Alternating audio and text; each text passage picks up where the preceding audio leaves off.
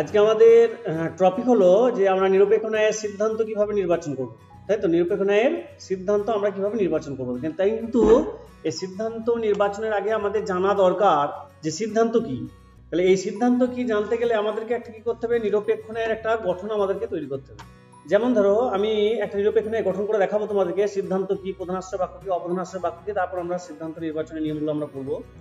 দেখো, প্রথমেই আমাদেরকে যেটা করতে হবে সেটা হচ্ছে যে আমাদেরকে একটা নিরপেক্ষ ন্যায় গঠন করতে হবে। যেমন ধরো আমি এখানে নিচে দিয়ে যাবো, উপরে দেওয়ার দরকার নেই, আমাদের নিচে দিয়ে সুবিধা হবে। দেখো এখানে আমি লিখলাম, মনে করে লিখলাম আমি যে এ বচন দিয়ে লিখলাম সকল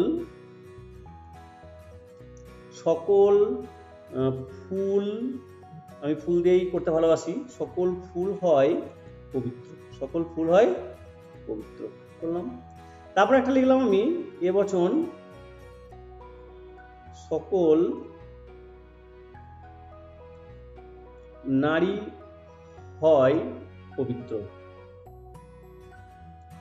তারপর আমি করলাম এখানে দেখো একটা অতএব চিহ্ন আসবে আমাদের, শেষে যেটা থাকে সেটাকে সিদ্ধান্ত বলে, দিয়ে আমি করলাম হয়তো সকল নারী হয় ফুল, নারী হয় ফুল। দেখো যেহেতু আমরা অবরোহ অনুমান করছি, তাহলে সেক্ষেত্রে আমাদের বাস্তব দিক বেশি দেখলে যাবে না, শুধুমাত্র আকার বা গঠন দেখতে হবে। তাহলে এই ক্ষেত্রে দেখো আমাদের একটা জিনিস মনে রাখতে হবে যে এখানে সিদ্ধান্ত আমরা কোনটাকে বলবো, সিদ্ধান্ত কোনটাকে বলবো না, শেষে যে থাকবে এটার নাম হচ্ছে সিদ্ধান্ত, এটার নাম হলো সিদ্ধান্ত। আর এইগুলোকে অনেকগুলো নাম আছে, যেমন এদেরকে একত্রে বলা হয় হেতু বাক্য। কি বলা হয়? হেতু বাক্য। আমরা ডিটেলস করবো এগুলো সব আস্তে আস্তে। হেতু বাক্য, ঠিক আছে। এইটাকে যদি ব্যক্তিগতভাবে বলো তাহলে এটা হবে প্রধান আশ্রয় বাক্য। কি বললাম? প্রধান আশ্রয় বাক্য। যদি এইটাকে বলো তাহলে এটা হবে অপ্রধান আশ্রয় বাক্য, অপ্রধান আশ্রয় বাক্য, ঠিক আছে। আবার যদি বলো যে এটা আর নাম আছে এটাকে, তাহলে এইটাকে আমরা কি বলবো, আবার এটা নাম আছে, যেহেতু এখানে এটার নাম হচ্ছে সাধ্যপদ। কেন সাধ্যপদ? সাধ্য বাক্য। কেন আমরা সাধ্য বাক্য বলবো বলছি আমি, সাধ্য বাক্য। যদি এইটাকে বলি তাহলে এর নাম হয়ে যাবে আমাদের পক্ষ বাক্য, পক্ষ বাক্য, ঠিক আছে। বেশ, এতে গেল। তাহলে আমাদের কি দেখো, আমাদের যে টপিক ছিল সেটা হচ্ছে কি না, সিদ্ধান্ত আমরা কিভাবে নির্ণয় করব। তাহলে এখানে দেখো প্রধানত মনে রাখবে যে এটা মাধ্যম অনুমান, তাই মাধ্যম অনুমানের ক্ষেত্রে কটা বাক্য থাকবে? একটা, দুটো, তিনটে। তাহলে এখানে যে তিনটে আছে, এই তিনটের মধ্যে প্রথমে যে আছে এর নাম বলছি প্রধানাশ্রয় বাক্য বা সাধ্য বাক্য বা হেতু বাক্য। 2 নম্বর যে থাকবে তাকে বলা হচ্ছে আমাদের কি না, অপ্রধানাশ্রয় বাক্য, পক্ষ বাক্য বা হেতু বাক্য। কিন্তু সিদ্ধান্তে দেখো আর কোনো বিকল্প কিন্তু নাম কিন্তু নেই, শুধুমাত্র সিদ্ধান্ত, সিদ্ধান্ত। তাহলে এখানে স্ট্রাকচার অনুযায়ী সবসময় নিয়ম হচ্ছে যে আমাদের এখানে 3টে পদ থাকবে। কি কি পদ থাকবে? 3টে পদ। 1 নম্বর হচ্ছে আমরা লিখতে পারি যে হেতু পদ, হেতু পদ। 2 নম্বর হচ্ছে সাধ্য পদ। কি বললাম? সাধ্য পদ। 3 নম্বর হচ্ছে পক্ষ পদ। কি হলো? পক্ষ পদ।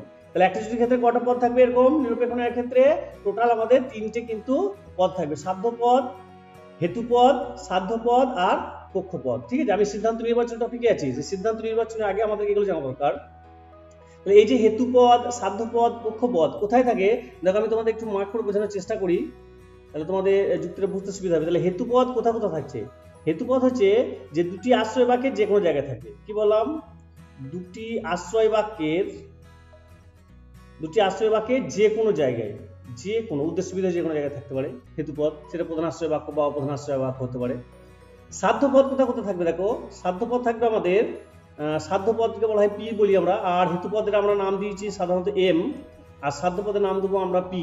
তাহলে এই সাধ্যপদটা থাকবে সিদ্ধান্তের বিধেয়ে। এটা থাকবে না, সিদ্ধান্তের বিধেয়ে থাকবে, সিদ্ধান্তের বিধেয়ে থাকবে, এটার নাম দিয়েছি আমরা পি। আর কোথায় থাকবে না, প্রধান আশ্রয় বাক্যের যে কোনো স্থানে, প্রধান আশ্রয় বাক্যের যে কোনো স্থানে। কি পদ? সাধ্যপদ। এবার থেকে চলে আসছি আমরা পক্ষপদ। তাহলে পক্ষপদ কোথায় কোথায়? পক্ষপদ থেকে আমরা এস বলি, তাহলে পক্ষপদ থাকবে সিদ্ধান্তের উদ্দেশ্যে। সিদ্ধান্তের কোথায়? উদ্দেশ্যে, এটা ফিক্স, পরিবর্তন হবে না। আর পক্ষপদের নাম দিচ্ছি আমরা এস। আর কোথায় থাকবে? অপ্রধান আশ্রয় বাক্যের যে কোনো স্থানে, অপ্রধান আশ্রয় বাক্যের যে কোনো স্থানে। তাহলে এটা নাম দিচ্ছি আমরা কি? এস। তাহলে দেখো আমাদের এখানে কি আছে, নারীটা হচ্ছে এস, কারণ বলেছি কোথায় থাকবে, দেখো এখানে বলা আছে পক্ষপদ, পক্ষপদ হচ্ছে এস, এস কোথায় থাকবে? উদ্দেশ্যে থাকবে। তারপরে এখানে ফুলটা হচ্ছে পি, পি মানে হচ্ছে পক্ষপদ, দেখো পক্ষপদ কোথায় থাকবে বলেছি? সিদ্ধান্তের বিধেয় স্থানে থাকবে। আর প্রত্যেকটা পদ কবার করে ব্যবহৃত হবে? 2বার করে ব্যবহৃত হবে। তাহলে এই ফুল যদি পি হয় তাহলে এটাও ফুল, এটা কি হয়ে গেল পি, দেখো দুবার করে ব্যবহৃত হলো। এই নারী যদি এস হয় তাহলে এই নারী কি হয়ে গেল এস, দেখো অবধানাশ্রয় বাক্যে যে কোনো স্থানে বলেছি নারীটা এখানেও থাকতে পারে এখানেও থাকতে পারে, এখানে পি ফুলটা এখানেও থাকতে পারে এখানেও থাকতে পারে, কিন্তু এসটা ফিক্স, এ সব সময় এখানেই থাকবে, আর এই যে ফুল পদটা সবসময় এখানে থাকবে, এস আর পি মানে সিদ্ধান্তের উদ্দেশ্যবিধে ফিক্স। তারপরে এই যে ফুল, ফুল মানে পি, পি মানে যে পক্ষ পদ, এই সাধ্য পদ, এই সাধ্য পদটা আমাদের এই উদ্দেশ্যেও থাকতে পারে বিধেয় থাকতে পারে, কিন্তু এই পিটা কখনো এখানে আসবে না আর এই এসটা কখনো এখানে যাবে না। বাকি করে রইল আমাদের পবিত্রটাকে আমরা কি বললাম এম। দেখো এইটা হচ্ছে আমাদের নিরপেক্ষণের একটা গঠন। তাহলে নিরপেক্ষণের গঠনের ক্ষেত্রে কি দিলাম, আমাদের একটা প্রথমেই যে থাকে তাকে প্রধানাশ্রয় বাক্য বলছি, তারপর যে থাকে তাকে আমরা অপ্রধানাশ্রয় বাক্য বলছি, তারপর যে থাকে তাকে আমরা কি বলছি সিদ্ধান্ত বলছি। তাহলে আমরা কি করে বুঝবো যে আমাদের ধরো এরকম তিনটে প্রশ্ন থাকতে পারে, সেই তিনটে প্রশ্নের মধ্যে কে থাকবে প্রধানাশ্রয় বাক্য, কে হবে অপ্রধানাশ্রয় বাক্য, কে হবে সিদ্ধান্ত, এটা আমরা কিভাবে বুঝবো? তার জন্য দেখো উপরে আমি কিছু রুলস মানে তোমাদেরকে লিখে দিয়েছি, দেখো এই রুলস গুলো তোমাদেরকে একটু করে কিন্তু ফলো করতে হবে। যেমন দেখো এখানে বলা হয়েছে এক নম্বর নিয়মটা দেখো, বলা হয়েছে যদি কোনো বাক্যের সাথে সুতরাং, অতএব, কাজেই, অবশ্যই, নিশ্চয়, ফলে, তাই, হয়েছে, যদি কোনো বাক্যের সাথে সুতরাং, অতএব, কাজেই, অবশ্যই, নিশ্চয়, ফলে, তাই প্রভৃতি শব্দগুলি থাকে তাহলে সেই বাক্যটি সিদ্ধান্ত হবে। আমি তোমাদের করে দেখাবো একটু পর সব। তারপর দেখো 2 নম্বর নিয়মে বলা আছে, এটা কিন্তু ভাই তোমাদেরকে কিন্তু ভাই এবং বোনদেরকে বলছি, এটা কিন্তু তোমাদেরকে কিন্তু মুখস্থ রাখতে হবে। যদি কোনো বাক্যের সাথে সুতরাং, অতএব, কাজেই, অবশ্যই, নিশ্চয়ই, ফলে, তাই এগুলো থাকে তাহলে সেই বাক্যটা কি হবে সিদ্ধান্ত হবে। আমি দেখাবো এগুলি তোমাদেরকে। তারপর দেখো বলছে কোনো বাক্যে যদি কারণ বা কেননা থাকে, কারণ বা কেননা থাকে তাহলে প্রভৃতি শব্দগুলি থাকলে তার আগের বাক্যটি সিদ্ধান্ত হবে। তারপরে দেখো 3 নম্বর আসছে, যদি কোনো বাক্যে যেহেতু থাকে তাহলে সেক্ষেত্রে সেহেতু নির্ণয় করে সিদ্ধান্ত প্রতিষ্ঠা করতে হবে। এই যে যেহেতু থাকলে সেহেতু নির্ণয়, এই সেহেতু নির্ণয়টা আমি তোমাদেরকে একটা বিস্তারিত আজকে ভালোভাবে দেখবো এবং তার একটা স্ট্রাকচার আমি তোমাদেরকে তৈরি করবো। তাহলে আমরা কি দেখলাম, দেখো আমি উপরে বোঝানোর চেষ্টা করছি। মনে করো যে আমাদের কোন রকম এরকম 3টে বাক্য আমাদের দেওয়া আছে, আমি বাক্যগুলো লিখছি না। মনে করো আমাদের এটা একটা বাক্য, এখানে একটা কমা দিলাম, আবার একটা এখানে একটা বাক্য, আবার এখানে একটা কমা দিলাম, দিয়ে লেখা আছে মনে করো অবশ্যই, কি লেখা আছে অবশ্যই, দিয়ে একটা বাক্য। তাহলে এখানে দেখো 3টে বাক্য, এই 3টে বাক্যের মধ্যে যেটা অবশ্যই আছে সেটা কি হবে আমাদের সিদ্ধান্ত হবে। তাহলে এখানে মনে করে লাগলাম এটা এসপি, আর এইটাকে মনে করে লাগলাম এস এম, আর এইটাকে মনে করলাম পি এম, ঠিক আছে। তাহলে এটা যদি আমার সিদ্ধান্ত হয় তাহলে এটা অবশ্যই যেটা আছে সেটা আমাদের কি হবে সিদ্ধান্ত হবে। তাহলে সিদ্ধান্ত লিখবো, তারপরে আমরা এগুলো করবো, ঠিক আছে। তাহলে সিদ্ধান্ত বুঝবো কি করে, তার জন্য আমাদেরকে কিন্তু এই পুরো যে সূত্র আছে এই সূত্রগুলো কিন্তু আমাদেরকে ভালো করে কিন্তু এই যে পুরো জায়গাটা আমাদেরকে ভালো করে রাখতে হবে, মুখস্থ রাখতে হবে, যে এই শব্দগুলো থাকলে সেই বাক্যটাকে আমরা কি করব না সিদ্ধান্ত করব, ঠিক আছে। তাহলে আমি তোমাদেরকে দেখাবো যে যেহেতু গল্পটা দেখাবো, সুতরাং, অতএব, কাজে, অবশ্যই যেগুলো আছে এগুলো আমি সব তোমাদেরকে একটা একটা করে দেখাবো যে কিভাবে কোনটা সিদ্ধান্ত হবে এবং প্রত্যেকটা গঠন কিভাবে হবে। চলো দেখি কিভাবে আমরা সিদ্ধান্ত গঠন করব। তাহলে এটা হচ্ছে আমাদের প্রশ্ন। দেখো অধিকাংশ উচ্চ মনোবৃত্তি সম্পন্ন হয় উদার, এটা আমাদের একটা বাক্য। কেননা শিপ্রা একজন উচ্চ মনোবৃত্তি সম্পন্ন, এটা একটা বাক্য, এবং শিপ্রা উদার, এটা একটা বাক্য। তাহলে এইটা হচ্ছে আমাদের একটা বাক্য, এটা হচ্ছে আমাদের একটা বাক্য, এটা একটা বাক্য, এটা মিলিয়ে একটা বাক্য। তাহলে এখানে টোটাল কতগুলো বাক্য আছে আমাদের না 3টে বাক্য আছে, ঠিক আছে। এই 3টে বাক্যের মধ্যে আমাকে ভাবতে হবে যে কোনটা সিদ্ধান্ত হবে, তার জন্য কিছু একটা ক্লু দেওয়া আছে। দেখো এখানে একটা শব্দ আমাদের আছে, দেখো কেননা। আমরা দেখো কেননা যেহেতু শব্দটা আছে তাহলে আমাদের খুঁজে বের করতে হবে। দেখো 2 নম্বর নিয়মে বলা আছে যদি কোনো বাক্যে কারণ বা কেননা থাকে, যদি কোনো বাক্যে কারণ বা কেননা প্রভৃতি শব্দগুলো থাকে তাহলে তার আগের বাক্যটি সিদ্ধান্ত হবে। কেননা যদি এটা হয় তাহলে আমার আগের বাক্য কে এইটা, অধিকাংশ উচ্চ মনোবৃত্তি সম্পূর্ণ হয় উদার, তাহলে এই বাক্যটাকে আমরা সিদ্ধান্ত করব। সিদ্ধান্ত দেখো আমরা এর আগে শিখেছি যে কিভাবে একটা যুক্তিকে গঠন করতে হবে, তার জন্য কি লিখতে হয়। তাহলে আমাদেরকে প্রথমে লিখতে হবে এখানে যুক্তিটির তর্ক বিজ্ঞান সম্মত রূপ। কি লিখতে হবে, প্রত্যেকবার তোমাদেরকে লিখতে হবে যুক্তিটির তর্ক বিজ্ঞান সম্মত রূপ। একদম মডেলটা আমি দেখে দিচ্ছি। যুক্তি তর্ক বিজ্ঞান সম্মত রূপ লেখার পর আমরা যেহেতু সিদ্ধান্ত খুঁজে বের করে ফেলেছি যে কোনটা আমাদের সিদ্ধান্ত হবে, তাহলে আমাদেরকে সিদ্ধান্ত করার জন্য কি করতে হবে, অতএব, সবসময় অতএবটা লাগবে, ঠিক আছে। তাহলে এখানে দেখো সিদ্ধান্ত কি হয়েছে আমাদের অধিকাংশ উচ্চ মনোবৃত্তি সম্পূর্ণ হয় উদার, তাহলে আমাদের সিদ্ধান্ত কি বচন হলো আই বচন। তাহলে আমরা কি লিখবো না কোনো উচ্চ মনোবৃত্ত, কোনো উচ্চ মনোবৃত্তি হচ্ছে এটা, সরি, কোনো উচ্চ মনোবৃত্তি হয়, সম্পূর্ণ লিখতে পারো, কোনো অসুবিধা না লিখলেও চলবে, কোনো উচ্চ মনোবৃত্তি হয় উদার। লেখার সঙ্গে সঙ্গেই আমাকে কিন্তু লিখতে হবে সিদ্ধান্ত, লিখে দিলাম আমরা সিদ্ধান্ত। লেখার পর দেখো কোনো উচ্চ মনোবৃত্তি যেটা বলেছে, তাহলে এই উচ্চ মনোবৃত্তিটা কি লিখবো আমরা? এস। এস মানে কি পদ বলেছি আমরা? পক্ষপদ। কি পদ? পক্ষপদ। আমরা এর আগে দেখেছি মডেলে যে সবসময় পক্ষপদ দুটো থাকবে, দুটো সিস্টেম। তারপরে দেখো আছে উদার, তাহলে উদারটাকে আমরা কি বলবো? পি। পি মানে কি পদ? পক্ষপদ। এরপরে দেখো আমাদের সুন্দরভাবে বলা হয়েছে যে এস অর্থাৎ পক্ষপদ। পক্ষপদ কোথায় থাকে? পক্ষপদ থাকবে সিদ্ধান্তের উদ্দেশ্য স্থানে, আর অপদান আশ্রয় বাকি যে কোনো জায়গায় থাকতে পারে। তাহলে আমাকে এই পক্ষপদটা খুঁজে বের করতে হবে কোন জায়গায় আছে। তাহলে এই যে পক্ষপদ, তাহলে পক্ষপদটা আমরা খুঁজে বের করে দেখি যে এই উচ্চ মনোবৃত্ত যেখানে থাকবে সেই বাক্যটা আমাদের অপদান আশ্রয় বাক্য হবে। তাহলে শিপ্রা একজন উচ্চ মনোবৃত্ত, এই যে শিপ্রা একজন উচ্চ মনোবৃত্ত, তাহলে এটার মধ্যে কি হবে না এবচন, এবং এটা হবে আমাদের অপদান আশ্রয়। তাহলে আমরা কি লিখবো? শিপ্রা, কারণ এটা বিশিষ্ট বচন, আমরা সকলে লিখতে পারি না। শিপ্রা হয়, লিখে দেবো উচ্চ মনোবৃত্তি, ব্যাস, উচ্চ মনোবৃত্তি। তাহলে এটা আমাদের কি হয়ে গেল? অপ্রধান আশ্রয় বাক্য।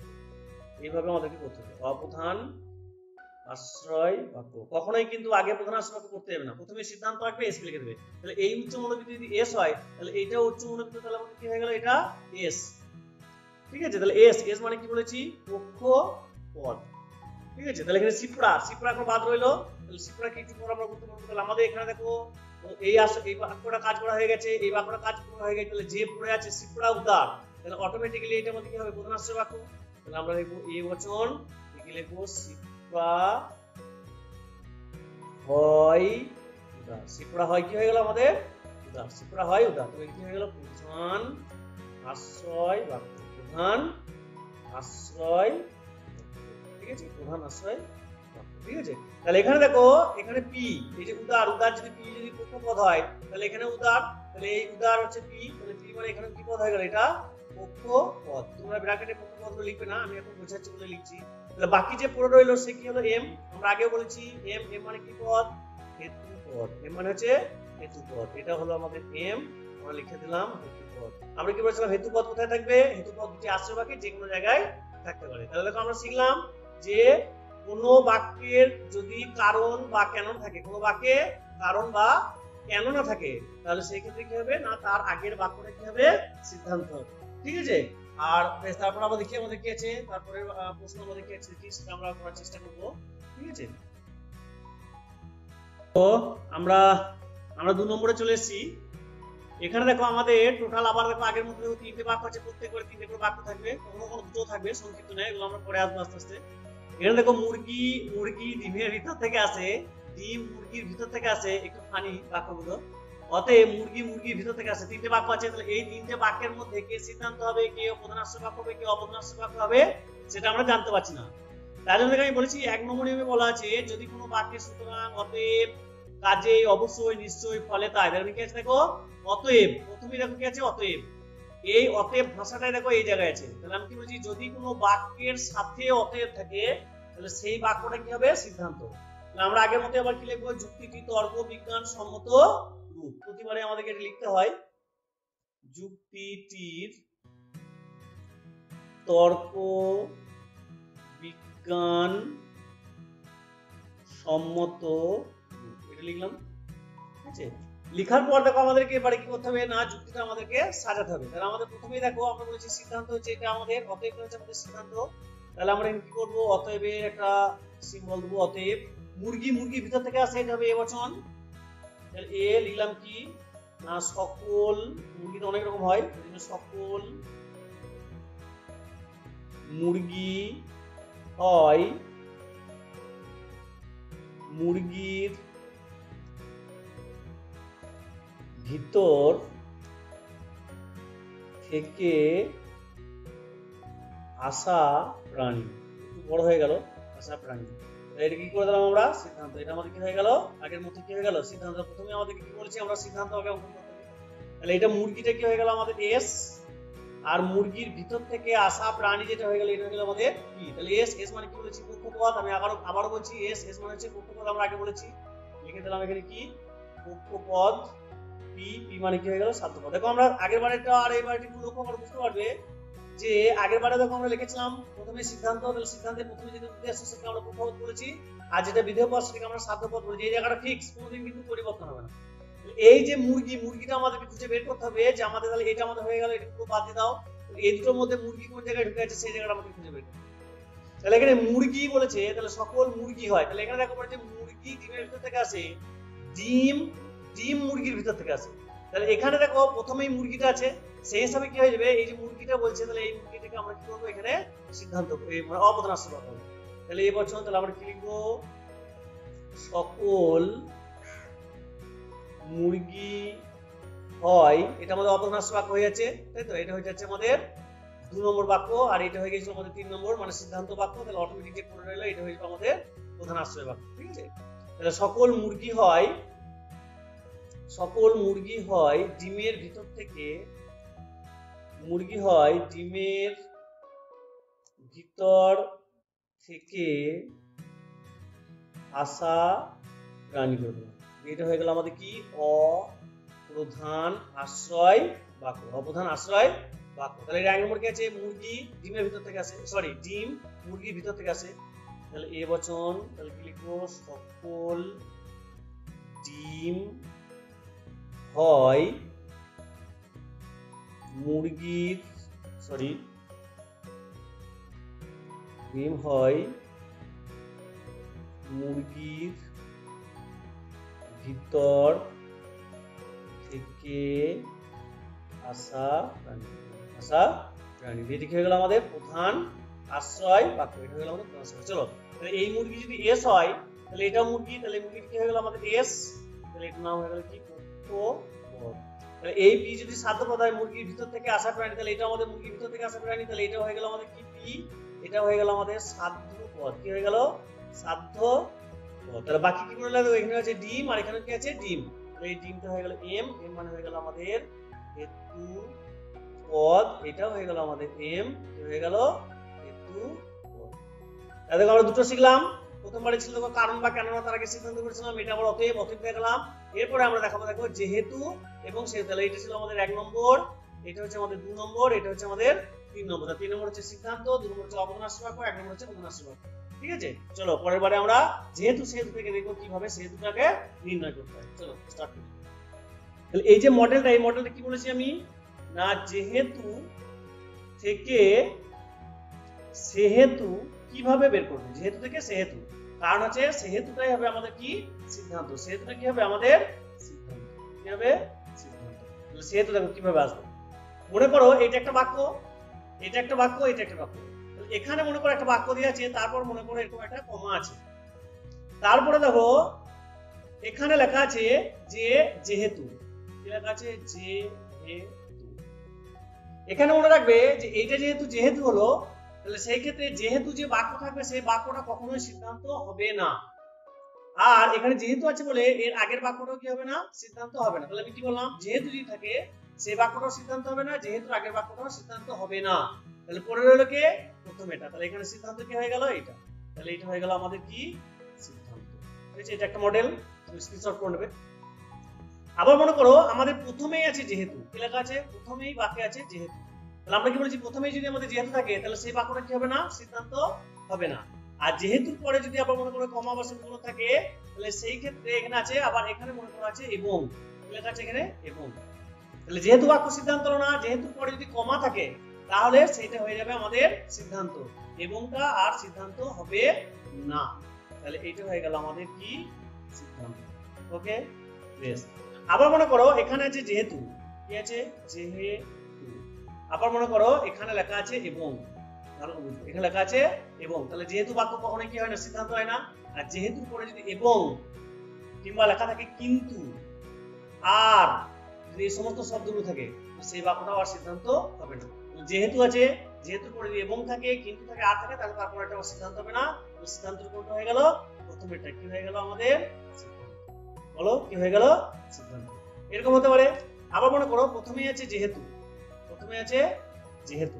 তারপরে আছে মনে করো এবং বা কিন্তু। তাহলে আমি একটু আগেই কি বললাম, আর যদি এরকম কিছু থাকে তাহলে যেহেতু বাক্য কখনো সিদ্ধান্ত হচ্ছে না। আর কিন্তু এবং আছে, আমি আগেও বললাম যদি এবং থাকে তাহলে আর হবে না। তাহলে এখানে দেখো আবার এবং আছে, তাহলে যেহেতু হবে না, যেহেতু পরে যদি এবং থাকে তাহলে তারপরেটাও কিন্তু সিদ্ধান্ত হবে না। তাহলে পরে রইল কে, শেষে যে পরে রইল সে হয়ে গেল আমাদের কি, সে হয়ে গেল আমাদের সিদ্ধান্ত। ঠিক আছে, চলো তাহলে দেখি আমাদের উপরে বাক্যটা কিভাবে আছে, তোমরা এখানে স্ক্রিনশট করে নিতে পারো নিজেদের সুবিধার জন্য। তাহলে যেহেতু থাকলে সেহেতুটা কিভাবে নির্ণয় করবো এবং কোনটা সিদ্ধান্ত। দেখো এখানে আমাদের একটা বাক্য আছে, দেখো কি লেখা আছে, দেখো সিদ্ধান্ত নির্বাচনী। এখানে দেখো আমাদের প্রশ্ন, খুব কম বৈজ্ঞানিক বুদ্ধিমান নন, এখানে লেখা আছে যেহেতু। তাহলে এখান থেকে এটা আমার একটা বাক্য। তারপর এখানে আছে দেখো যেহেতু, তারপরে আবার এখানে দেখো কি লেখা আছে এবং, আর এখানে কি লেখা আছে একটা বাক্য। তাহলে আমরা দেখো একটু নিচেতে যাই, তাহলে আমাদের কি লেখা আছে, যেহেতু পরে দিয়ে এবং থাকে তাহলে সেটা সিদ্ধান্ত হবে।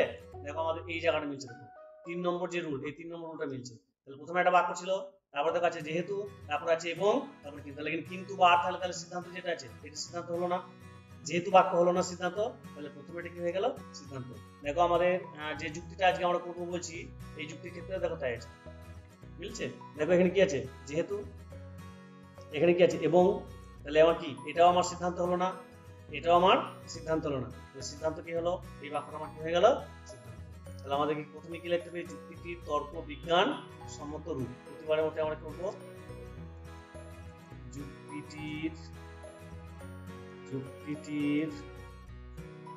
তর্ক বিজ্ঞান সম্মত কি হয়ে গেল, যুক্তি তর্ক বিজ্ঞান সম্মত। এরপর আমাদেরকে দেখতে হবে, তাহলে সিদ্ধান্ত আমরা বের করে নিয়েছি। তাহলে সিদ্ধান্ত আমাদের কি আছে, খুব কম বৈজ্ঞানিক বুদ্ধিমান নন। তাহলে এটি যদি আমি সিদ্ধান্ত করি তাহলে এটা আমাদের আই বচন হবে, কারণ খুব কমের সঙ্গে এই খুব কমটার সঙ্গে যদি নয় থাকে তাহলে আই এবং ও বচনের গুণনীয়মে বলা আছে খুব কমের সঙ্গে যদি নয় থাকে তাহলে সেটা আই বচন হবে। তাহলে আমাদের কি লিখবো এটা না, কোনো বৈজ্ঞানিক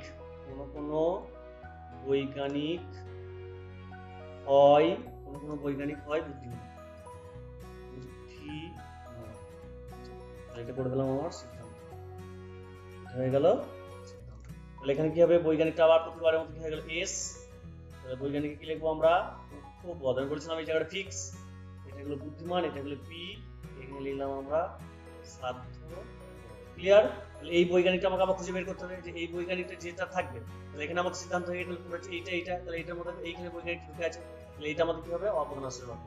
যেহেতু প্রায় বৈজ্ঞানিক মানুষ, তাহলে প্রায় বৈজ্ঞানিক মানুষ বলতে আমাদের চাই বচন।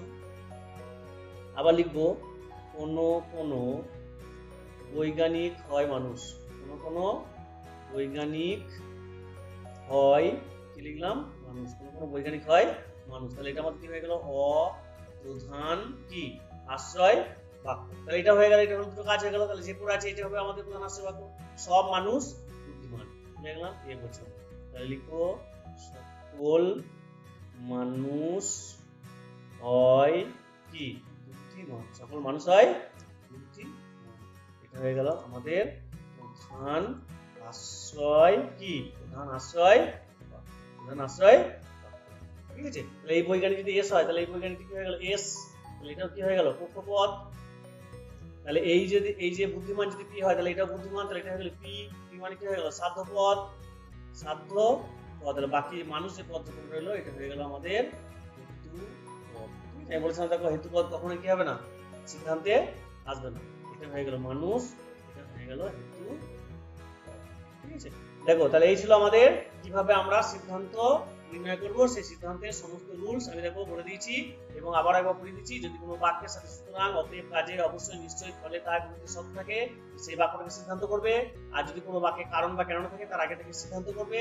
আর যদি কোনো বাক্যে যেহেতু থাকে তাহলে সেহেতুটা কিভাবে নির্ণয় করতে হবে দেখো আমি ছক নিচে রেখেছি। এই ছকের মাধ্যমে তোমরা তোমাদেরকে এইভাবে কিন্তু যেহেতু সেহেতুটাকে নির্ণয় করতে হবে। চলো তাহলে